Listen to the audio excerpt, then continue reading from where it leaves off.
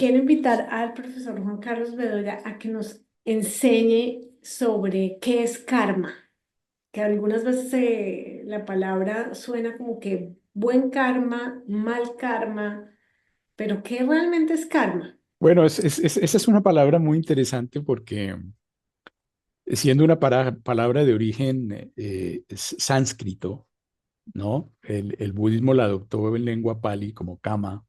Karma, perteneciendo a una lengua muerta, porque el sánscrito es como el latín, ¿no? Una lengua muerta, llegó a Occidente y se quedó. Y se quedó en el mundo, también en Oriente. Y lo que quiere decir literalmente karma es acción, literalmente. Eso significa karma, acción. Pero ¿qué se quiere decir cuando se habla del karma, que se usa ya en el lenguaje cotidiano esta palabra? Básicamente lo que quiere decirse es causalidad. Lo que se quiere señalar es que toda acción genera una reacción, como lo hubiera planteado así tranquilamente Isaac Newton, ¿no? Toda acción genera una reacción.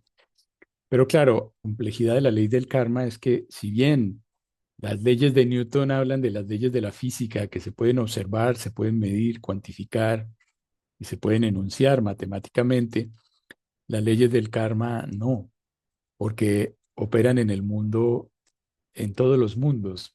Voy a tratar de explicarlo. La causalidad opera en el plano físico.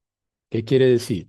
Si un cuerpo se calienta, un cuerpo sólido se calienta, un metal se calienta, la causalidad lo hace dilatar. Alguien me puede decir, no, no es la causalidad, son leyes de la física y la química. Sí, sí, es que la causalidad no viola las leyes de la física y la química. La causalidad es causa-efecto, se dilata. Si yo someto a tensión un material, un resorte, lo estiro demasiado, probablemente se rompa, ¿no? Los materiales, la fatiga de los materiales causan que se fracturen y eso se llama causalidad. Si yo le bajo la temperatura al agua, se congela. Y esas son cosas del mundo físico. Pero si nos centramos al mundo biológico, en el mundo biológico también hay causalidad. Nada más que las leyes de la causalidad del mundo biológico mm, trascienden pero incluyen a las leyes de causalidad del mundo físico-químico. Quiere decir que en el mundo biológico, si un animal no come, probablemente se enferme. Si tú riegas una planta, probablemente reverdece y crece bien. Si un individuo hace ejercicio, pues probablemente si lo hace moderadamente, pues se fortalece. Consume vitamina C, pues está protegido, tiene buen sistema respiratorio. Eso es una causalidad en el plano biológico. Y esa causalidad se explica porque todo eso al final se están cumpliendo leyes de la física y la química. Pero sucede que existe también causalidad en el plano psicológico. Y todo ser psicológico que nosotros conocemos en nuestro mundo es, es una criatura biológica. Por lo tanto, es una criatura físico-química. Quiere decir que una criatura que tenga psique y que tenga un funcionamiento psicológico, en él se cumple la causalidad físico-química, la causalidad biológica y la causalidad psicológica. ¿Qué leyes de causalidad hay en el mundo psíquico, por ejemplo? Bueno, si una persona no está satisfecha con su vida y cree que su vida no vale la pena, es posible que esa persona se sienta infeliz. Es posible que esa persona valore la vida de otros más que la suya y sienta envidia. Si una persona tiende a juzgar con mucha dureza a los demás, es posible que él se crea juzgado con dureza por parte de los demás. Eso se llama proyección. Esas son leyes psicológicas. Eso se llama causalidad psicológica. Si un individuo se enoja un día y al otro día ya se le pasó el enojo, pero con su intelecto, con su memoria se recuerda y dice, ah, no, yo estoy enojado con fulano y decide seguir enojado y al otro día también y al otro día también, al cabo de 8 días ya no es enojo, ya es rencor. Eso se llama causalidad psicológica. Entonces, todo eso se llama causalidad, pero hay un nivel más arriba en donde podemos hablar de causalidad y ahí es donde nos metemos plenamente ya en el terreno de lo que es el karma. y se llama la causalidad moral. Y ahí entramos en el mundo de lo moral. Y en el mundo de lo moral entra la intencionalidad. Ya no es nada más la psicología. En el mundo de la moral se habla del mundo de la conciencia y se habla del bien y del mal, de cuáles son tus intenciones. Y ahí es donde nos encontramos en todo el mundo con planteamientos como el que nos plantea, por ejemplo, San Pablo, que es la carta de Gálatas. Y él dice que todo lo que el hombre sembrare, eso recogerá. Eso es el karma. Eso es lo que se entiende por el karma. Si tú eres indiferente al dolor de los demás, tarde o temprano tú te encontrarás con que la gente, con personas que serán indiferentes a tu dolor. Vivirás eso mismo. Tú le quitaste a alguien algo, te apropiaste indebidamente de alguien, tarde o temprano alguien se apropiará de eso. Ahora, ¿por qué resulta el karma difícil de comprender en el mundo occidental? Porque en el mundo occidental el ser humano se ha hecho siempre preguntas de esta índole. ¿Por qué le pasan cosas buenas a la gente mala? ¿Y por qué hay gente que se porta mal y hace tanta cosa mala y le va tan bien? Y entonces, en Oriente, de donde viene la palabra karma, te van a decir, sí, porque es que ustedes los occidentales no entienden la reencarnación y ustedes no se dan cuenta que la vida es una sola, pero pasa por múltiples encarnaciones. Claro, ese es un postulado del pensamiento oriental, pero no solo del pensamiento oriental, porque esa idea está presente en el esoterismo de muchas tradiciones occidentales. En la reencarnación creían los antiguos griegos que practicaban los misterios órficos y creían los pitagóricos, algunas corrientes del esoterismo cristiano, los cabalistas creen en la reencarnación, en muchas escuelas filosóficas iniciáticas, ¿no? Francmasones, Rosacruces, etcétera. En muchas de ellas se habla de la reencarnación, etcétera, ¿no? Entonces, bueno, en esas tradiciones se dice que sí, la vida es una sola y hay cosas que tú haces ahorita y quedas endeudado kármicamente. Lo que tú hagas se te va a devolver como un boomerang. Tú lo aventaste y el boomerang se te va a regresar. Ese boomerang puede ser un boomerang lleno de amor, algo que tú le diste al mundo de amor. Eso se te va a regresar. ¿Por qué? Por karma. Por eso el karma no es bueno ni es malo. Lo que tú hagas, eso se te regresa. Y entonces se te va a regresar, pero a veces no se te alcanza a regresar en esta encarnación. Entonces se te puede regresar en una encarnación venidera. Lo ideal es que tú saldes tus deudas kármicas o las cosas te lleguen en una misma vida para que tú puedas conectar las causas con los efectos. Porque cuando a ti te llega una causa, sobre todo cuando tú, vamos a decirlo en esos términos, voy a usar palabras que se usan en este tipo de planteamientos como el karma, ¿no?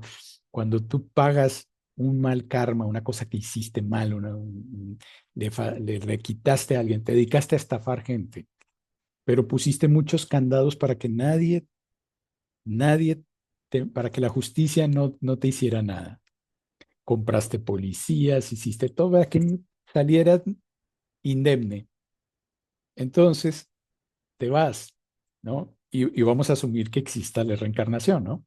Entonces, cuando tú regreses y te estafen y se te devuelva y te quiten cosas así como tú te las quitaste a los demás, el problema es que tú no vas a saber por qué y no vas a entender por qué te está pasando eso y te vas a indignar y vas a sentir que qué injusta es la vida.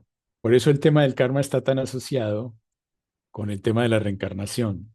Claro, eso implica una serie de problemáticas que cuando hay una tradición que no está familiarizada con temas como la reencarnación, le resulta muy desconcertante, ¿no? Y es eso de que cuando tú reencarnas, tú pierdes la memoria completa de todo lo que viviste en la otra vida, entonces ya no te acuerdas. Estafa y tú dices, ¿a mí por qué si yo soy inocente? Bueno, no eres tan inocente. Ha sido. Podríamos, podríamos hablar de karma, Juanca, en el sentido también familiar o comunitario. Algunas veces pienso que que lo que me pasa a mí personalmente no viene de mí solamente y de vidas pasadas, sino también de mis ancestros. Hay algo en mí que hay que solventar en esta vida, como cuando salgo de mi casa y me voy de viaje por una semana y no lavo los trastos, y cuando vuelvo, los trastos necesitan ser lavados, los dejé sin lavar. También, si en mi casa viven más personas, cuando yo regrese, pues voy a ver desorden o orden dependiendo también con quién vivo. ¿Cómo se relaciona karma entonces a nivel familiar y comunitario? Esa pregunta sí que es compleja y no es tan sencilla de responder, pero Imagina. voy a intentarlo, a ver si la fortuna me acompaña, porque lo que sucede es que el karma siempre está vinculado con con una cuestión moral, ¿no? Aunque entendemos que hay karma moral, psicológico, biológico, físico-químico, o sea, causalidad. Toda causa genera un efecto. En el plano de lo moral, todo lo que tú hagas genera un efecto, ¿no? Eh, el hecho de que yo le tenga envidia a alguien y la pase mal porque le tengo envidia a alguien, eso ya es un efecto. La causa, no estoy valorando mi vida, no tengo una camioneta lujosa y de marca como la que tiene mi vecino, entonces le tengo envidia a él, quiere decir que yo no valoro mi vida. Y hago un esfuerzo por tenerla, pero a lo mejor no me doy cuenta que yo no la necesito. Tú no necesitas eso. Tú para ser feliz y para tu vida, tú ya no necesitas eso. Pero como no te das cuenta que no la necesitas, sufres. Y esa es la consecuencia de no valorar tu vida, no valorar el sendero de tu propia existencia. Bueno, entonces, lo primero que yo quiero aclarar para poder empezar a responder tu pregunta es que el karma es un asunto en donde yo tengo que aprender a asumir la responsabilidad de que mi experiencia la genero yo. Eso es lo que plantea toda la ley del karma. Yo ahorita la estoy exponiendo como se defiende, como la plantean todos los que hablan de la ley del karma. No la voy a defender, no la voy a atacar, voy a tratar de ser lo más objetivo posible en cómo se plantea la ley del karma. La ley del karma se plantea así. Tú tienes responsabilidad plena sobre tu vida, pero entonces hay que entender lo siguiente, que la responsabilidad tiene varias caras. Se puede ser responsable de lo que haces y se puede ser responsable frente a lo que te pasa. Tú eres responsable de algo, quiere decir que tú eres el causante de. Cuando alguien dice, vamos a encontrar al responsable de tal cosa, casi siempre es decir, vamos a encontrar al que causó, el que tenía a cargo, el que estaba a cargo, el que. No. Pero a veces, aunque tú no seas el responsable de algo, tienes que asumir responsabilidad sobre ese algo. Por ejemplo, yo no soy el responsable de los papeles que arrojan los vecinos al piso, a la calle, en el lugar donde yo vivo. Vamos a suponer que tal cosa sucede, que en la ciudad donde yo vivo hay gente que arroja papeles a la calle. Yo no, yo no lo hago. ¿Por qué? Porque mi padre me enseñó que si yo me comía un pan o un paquete de algo, era muy sencillo doblar el papelito y guardarlo en un bolsillo y arrojarlo en mi casa. Pero hay gente que no recibió esa educación y que encuentran muy sencillo agarrar el papel y aventarlo a la calle. Entonces, afean la ciudad, hay basura. Y cuando cae un aguacero, entonces toda el agua arrastra toda esa basura a los desagües, los tapan y entonces se inundan los pasos a desnivel y los carros quedan ahí atorados y quedan y se inundan. Eso ha pasado en la ciudad donde yo vivo, eso ha pasado. Entonces, aquí viene un problema. ¿Yo soy responsable de la inundación de esos carros? Es una pregunta interesantísima.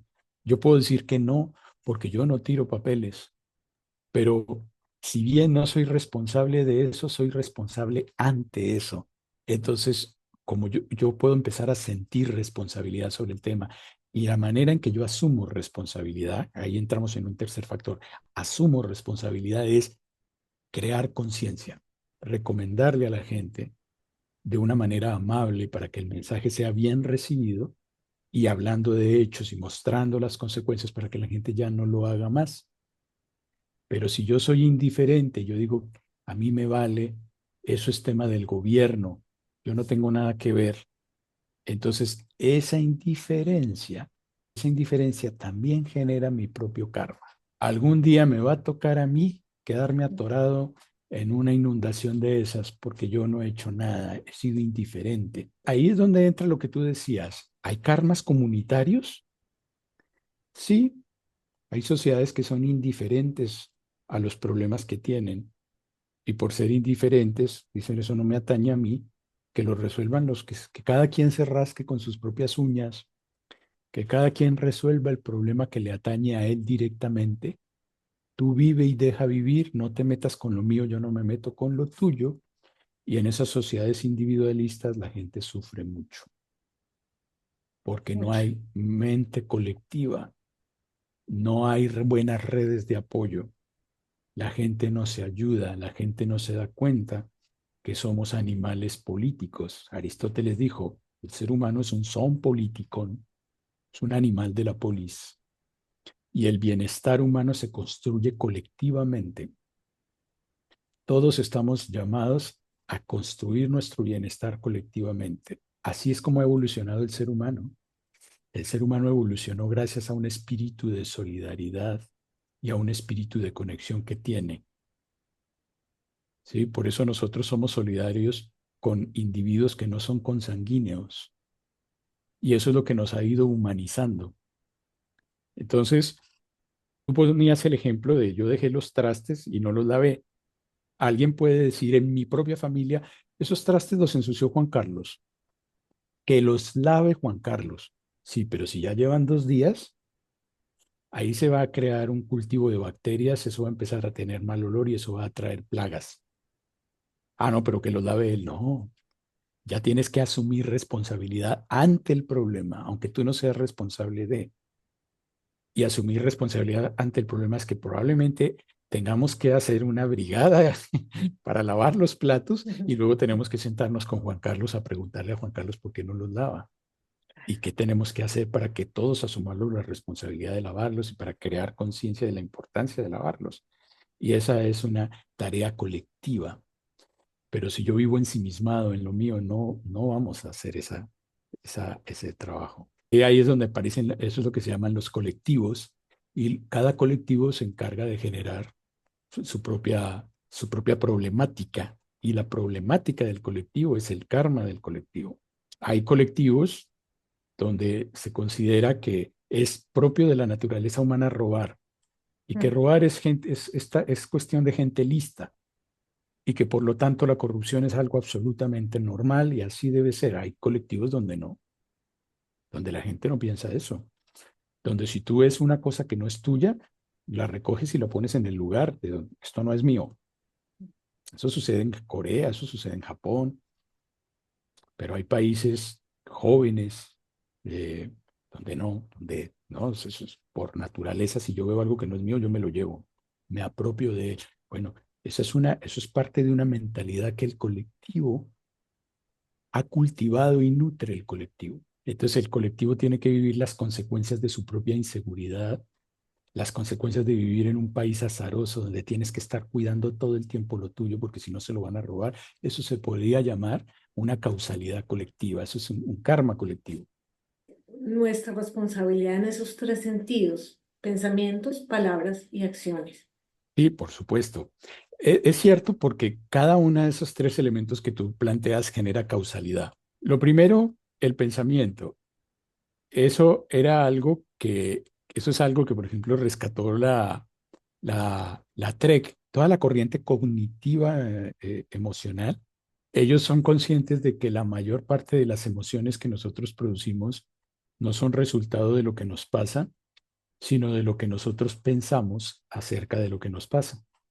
O sea que lo que tú sientes no es producido por lo que el otro hizo o lo que el otro te dijo, sino de tus modelos de interpretación acerca de lo que el otro te dijo o acerca de lo que el otro hizo.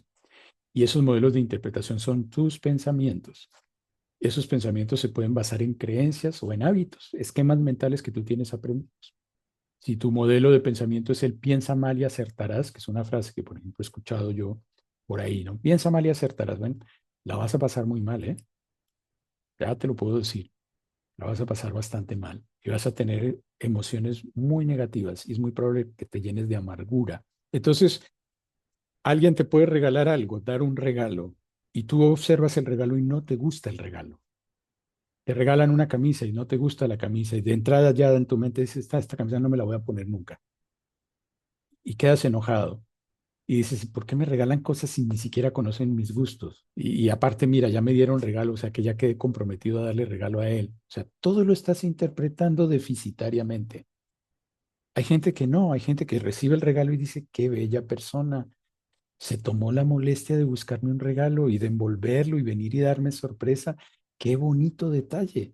Y lo abro y digo, bueno, es una camisa, no, creo que no me la voy a poner, pero qué bonito detalle. O sea, muchas gracias. Oye, qué padre. O sea, es un detalle bonito. Y ahí la emoción positiva que estoy sintiendo se deriva de los pensamientos que estoy sintiendo. Entonces ahí hay causa-efecto.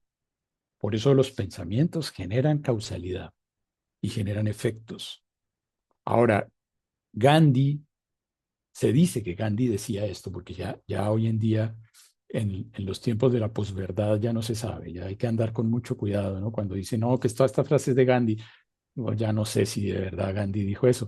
Cuida tus pensamientos, se convertirán en palabras. Cuida tus palabras, se convertirán en acciones. Cuida tus acciones, se convertirán en costumbre. Cuida tus costumbres, se convertirán en carácter. Cuida tu carácter, pues se convertirá en tu vida. Y tu En tu vida destino. será tu Ujú. destino, Ah, ¿no? tu vida será tu destino. Ujú. Entonces, se convertirá en tu destino y tu destino será tu vida. Si vemos esa secuencia, ¿no? De Sí. cómo el pensamiento, en el pensamiento se va gestando lo que potencialmente yo puedo decir y lo que potencialmente yo puedo llegar a hacer. Ahora, hay cosas que tú dices y no cuidas lo que dices y generas consecuencias en tu ambiente desagradables. Hay gente que tiene buenas intenciones, pero no cuida cómo dice las cosas y se genera problemas. O al contrario, eres una persona cuidadosa en lo que hablas y generas armonía en tu lenguaje, con tu palabra, generas buenas atmósferas, buen ambiente. Tu palabra es un consuelo para la gente que te escucha y es una caricia para el alma. Entonces, esa es tu palabra es causa de de efectos nobles. Entonces, efectivamente, ¿cuáles serán las consecuencias? Probablemente a ti también te tocará vivir en algún momento el consuelo de la palabra noble y bien intencionada del otro. Y las acciones, desde luego, pues lo mismo. Al momento en que tú actúes, pues vas a recibir efectos.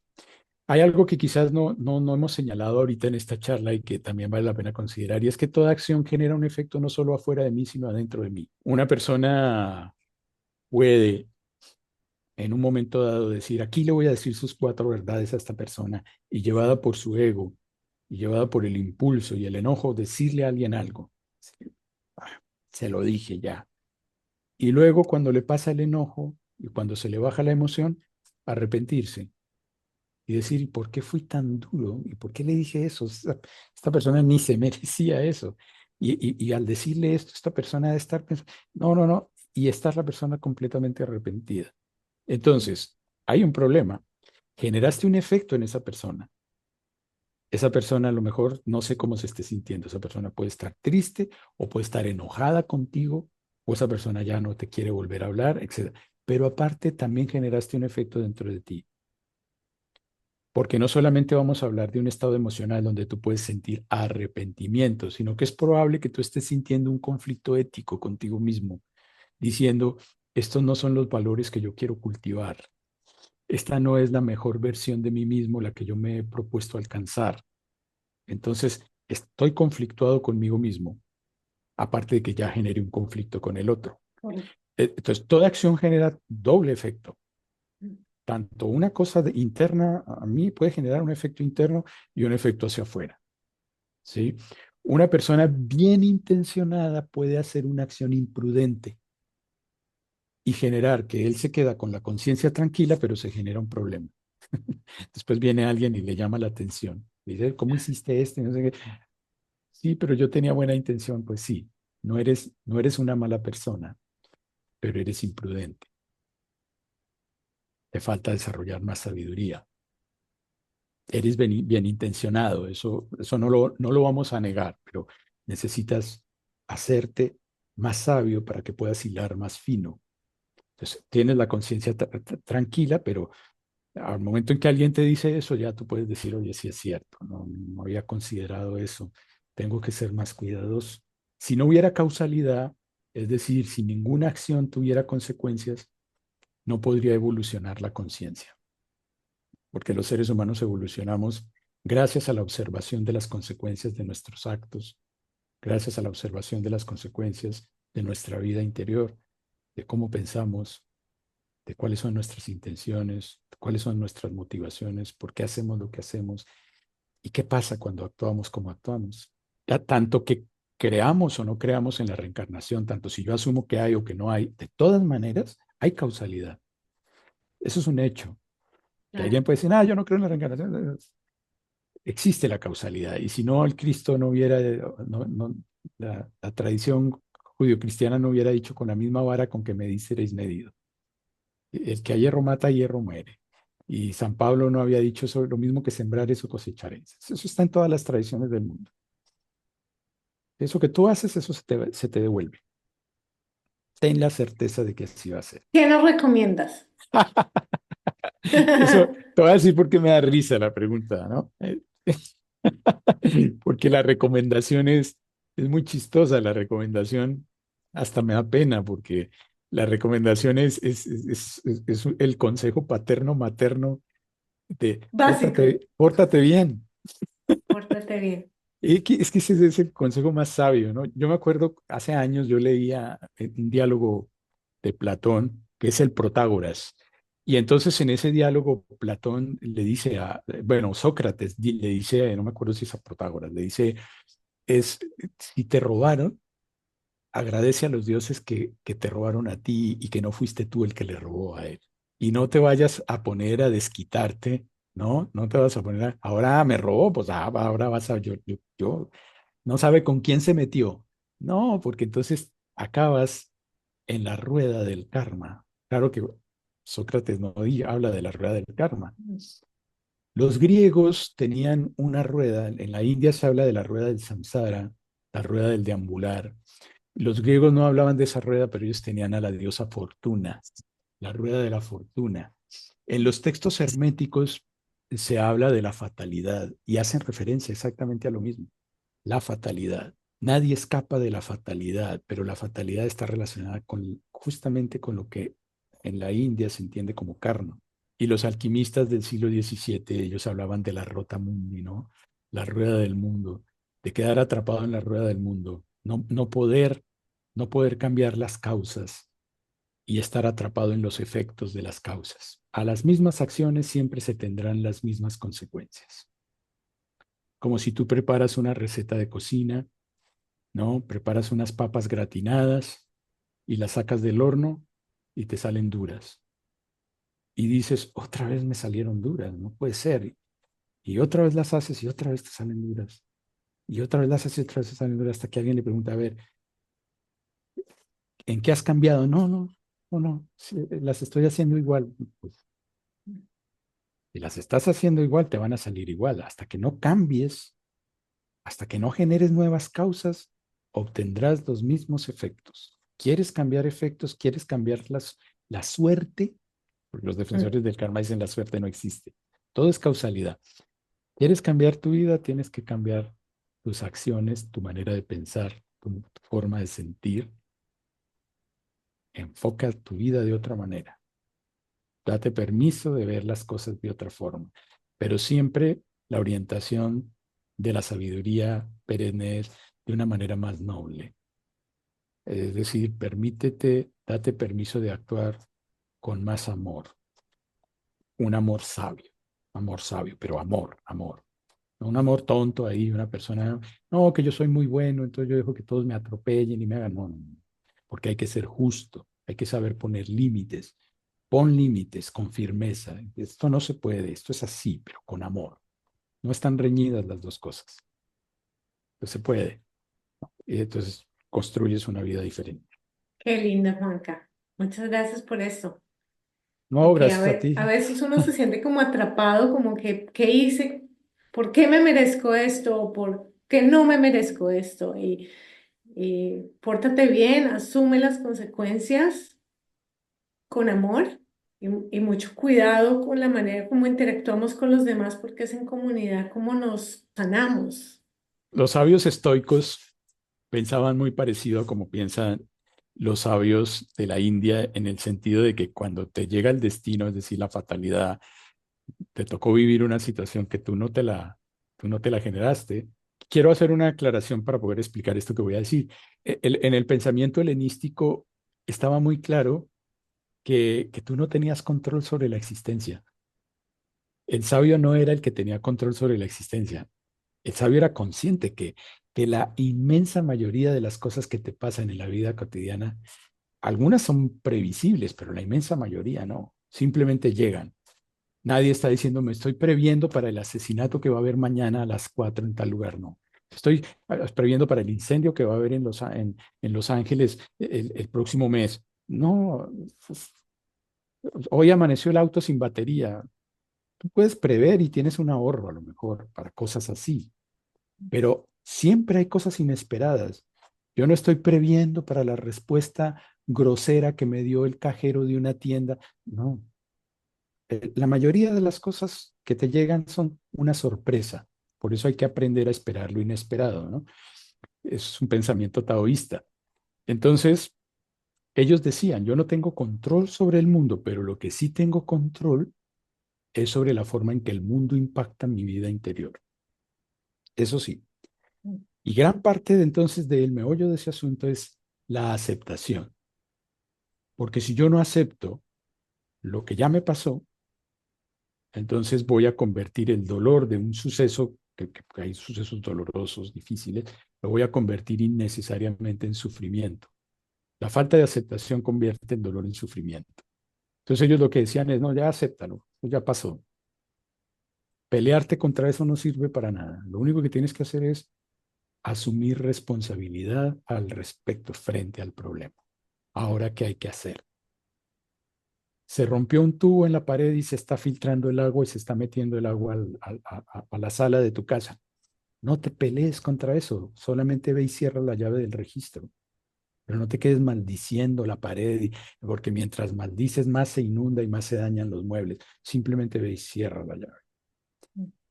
Y sucedió, por más que maldigas y no lo aceptes, sucedió, es un hecho, ya, eso pasó. Entonces la no aceptación genera sufrimiento.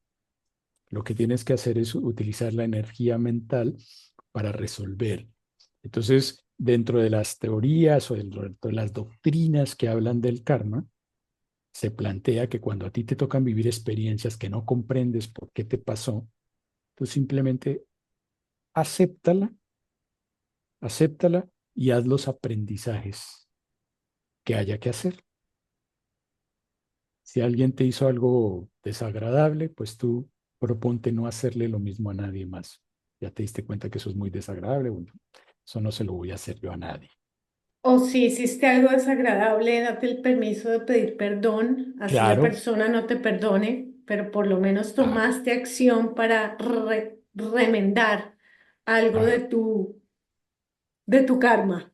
claro, porque siempre tenemos esa libertad maravillosa y extraordinaria que tiene el ser humano de poder ser íntegro. Siempre podemos ser íntegros.